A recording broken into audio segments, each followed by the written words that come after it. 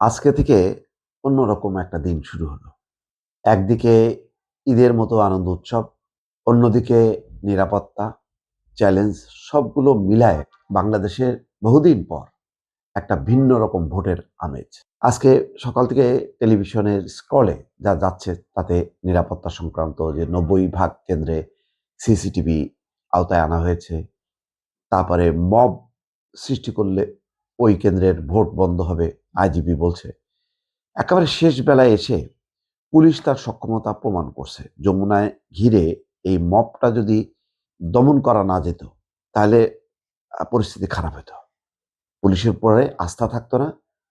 এর আগে বহু জায়গায় পুলিশ যেভাবে প্রশ্রয় দিছে, জুলাই যোদ্ধা নামে, চেতনা যোদ্ধা নামে, এটা খুবই খারাপ হইছে। তো শেষের দিকে এসে পুলিশ বাঘের বাচ্চা প্রমাণ করছে। এখন বিষয়টা হলো যে নির্বাচনে কি হবে? পুলিশ, সেনাবাহিনীর সমন্বয়, অন্যান্য বাহিনীর সমন্বয়ে একটা নিচ্ছিদ্র নিরাপত্তা ব্যবস্থা যদি তৈরি হয়, কালকে ভোটের দিন। সত্যিকার অর্থে শেখ হাসিনাকে পরাজয় ঘটানো হবে যদি একটা ভালো ভোট করা সম্ভব হয়। যদি ভালো ভোট না হয়, বিশ্বাস করেন সবাই ১৩ তারিখ থেকে শেখ হাসিনা করতে থাকবে। কারণ তখন সবাই বুঝবে যে এই দেশে ভালো ভোট হয় না। তো সুতরাং শেখ হাসিনার মতন ঐরকম একটা ফ্যাসিস্ট দরকার, যে সবাইরে ডান্ডা মেরে ঠান্ডা রাখতে পারবে। গণতন্ত্র বাংলাদেশে চলবে না, এটাই প্রমাণ হবে। শেখ হাসিনার শাসন চলবে, এটাই প্রমাণ হবে।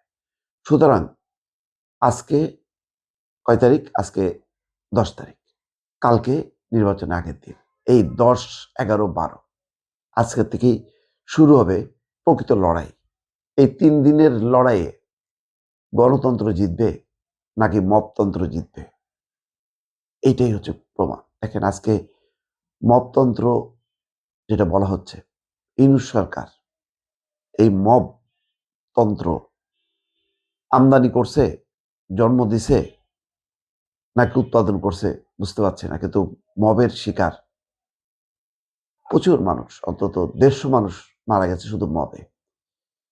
সকল জায়গায় মব তৈরি হয়েছে। এই ভারতীয় আধিপত্যবাদ, আওয়ামী দোসর এসব নাম দিয়ে মবের আড়ালে ছিল চাঁদাবাজি, রাহাজানি, প্রতিপক্ষকে দমন, ভয়ঙ্কর একটা ভয়াবহ দুঃসহ একটা পরিবেশ গেছে গত ১৬-১৭ মাস। সেই অবস্থা কাটায় আজকে একান্তই মানুষের প্রত্যাশা, দেশের প্রত্যাশা, গণতন্ত্রের প্রত্যাশা যে একটা সত্যিকারের নির্বাচন। এই নির্বাচনের জন্য ১৫টা বছর রাজনৈতিক দল, সাধারণ মানুষ, ভোটাররা মাথা কুটেছে। বলেছে যে একটা ভালো নির্বাচন দিন। শেখ হাসিনা হয়তো অনেক ক্ষেত্রে ভালো অগ্রগতি করছে, অনেক কিছু দিয়েছে দেশকে, কিন্তু যেটা দিতে পারেনি সেটা হচ্ছে ভালো ভোট। ভোট দিতে পারেনি। ভোটের নামে মানে জালিয়াতি উপহার দিয়েছে, ভোটের নামে তামাশা উপহার দিয়েছে। আজকে শেখ হাসিনার পতন একটা, আমি বলবো যে ৫ই আগস্ট সূচনা হয়েছে, চূড়ান্ত পতন হবে যদি সুষ্ঠু ভোটের মধ্য দিয়ে, নিরপেক্ষ ভোটের মধ্য দিয়ে এটি সম্পাদন করা যায়। এখন পর্যন্ত যে খবর, আওয়ামী লীগের ভোটার, সংখ্যালঘু ভোটার, তারা ভোট দেবে। তারা তাদের অস্তিত্ব রক্ষার জন্য ভোট দেবে। কোন মার্কায় ভোট দেবে সেটাও তারা সিদ্ধান্ত নিয়েছে। এখন আর কোনো পক্ষ নেই। হয়তো 5% বা 10% তারা হয়তো ভোট দেবে না, আসা যায় না। অন্তত ৮০ ভাগ ভোটার যদি ভোট দেওয়ার সিদ্ধান্ত নেয় বাংলাদেশের ইতিহাসে, এইটা হবে বিশাল একটা বিজয়। ১৫ বছরের পর, শেখ হাসিনার পতনের পর সত্যিকারের গণতন্ত্রের বিজয়, ভোটের বিজয়।